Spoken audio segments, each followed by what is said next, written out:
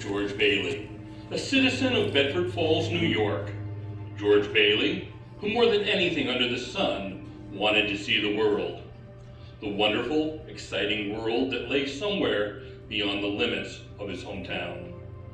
Oddly enough, this story does not begin in Bedford Falls. In fact, it doesn't begin anywhere in the world. It begins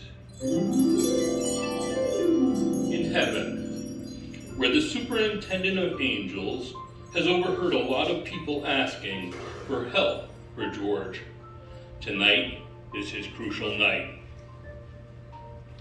You're right. We'll have to send somebody down right away. Who's next? Well, sir, it's that clockmaker's turn again. Clarice. Hasn't got her wings yet. We passed her right along. Well, you know, sir, she's got the IQ of a rabbit. Yes, but she's got the faith of a child. Simple.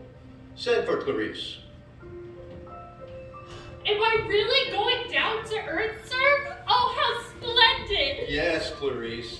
There's a very disparaged man down there, George Bailey, who at 10:45 p.m. Earth time is seriously thinking of ending his life.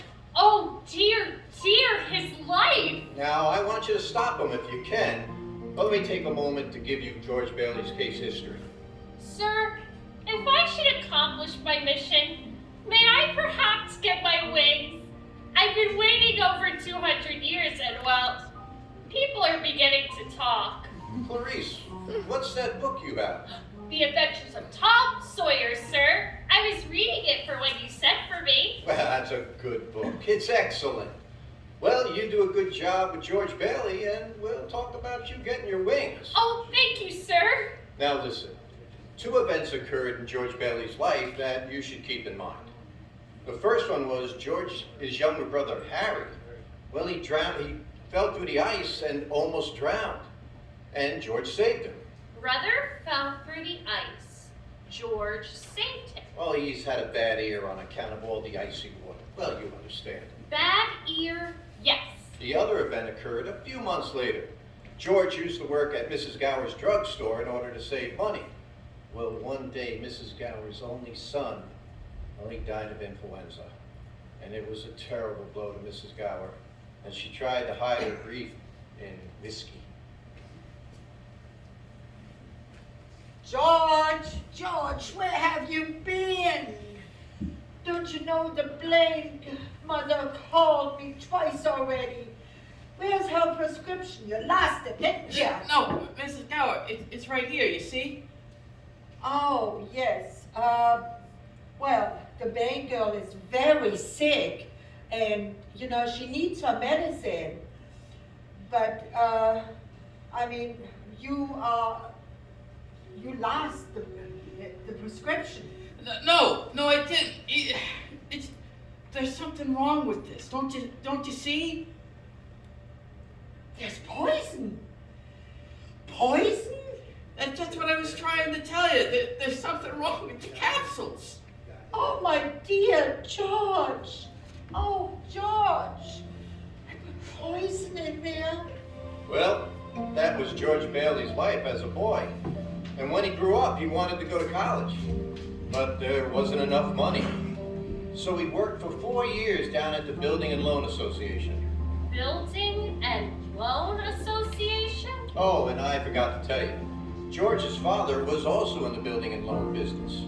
He and his Uncle Billy, well, they had high ideas but low bank accounts. Anyway, George worked at the Building and Loan for 4 years and saved enough money to see him through university. But that summer, he was going to Europe. He got a job on a cattle boat. He wanted to travel a little before college started. Boy, oh boy. It's hard to believe it's my last night at the Bailey boarding house. We're sure gonna miss you, George. I'm gonna miss you too. Say, you look tired. Oh, I had another tussle with old Henry Potter today. Ah, gee. You'd think when we put him on the board of directors, he'd ease up. So we are. I can't begin to understand a man like Potter. He can't spend all the money he has. So Henry Potter owns anything he wants in this town except this building and loan. That's why he hates us. Hey, George, can I borrow one of your tuxedo studs? Yeah, go ahead, help yourself, Harry. Well, where are they? Your suitcase? No, I'm not taking a tuxedo on a cattle boat. Well, where'd you get that suitcase anyway? Oh, Mrs. Gower, going away present. One day you're going to see that suitcase all covered with travel labels. Italy, Baghdad, and Samarkand. You're gonna have a pretty full summer, huh? I'm going to have a pretty full life. Hey, wait, why don't you come down to the dance today? What? I'm being bored to death? Well, you couldn't want a better death. Lots of pretty girls. Huh? Oh, hey, gotta hurry. Wish we could send Harry to college with you. What? No, we got that all figured out now, Pop. He'll work at the building and loan 4 years like I did. Then he'll go to college. He's pretty young for that job. No younger than I was. Maybe you were born older, George. Huh? George, when you're all through with college, I don't suppose you'd come back to the building alone. No, I couldn't do that, Pop. I couldn't spend the rest of my life in that shabby little office. I didn't mean that, Pop. It's just this business of nickels and dimes. I go crazy. I want to do something big with my life, something important. In a small way, we're doing something important, George. We help people find a way to own their own home. You're right, Pop. I feel like if I didn't get away, I'd just bust. You're right, boy. You go get an education, then you get out of here. You know what? You want a shock, Pop? I think you're a pretty great guy. Well, thank you, George. Glad to hear it. Say, why don't you go over to Harry's dance? You'll have a good time. You know what? Maybe I will. Maybe I will at that.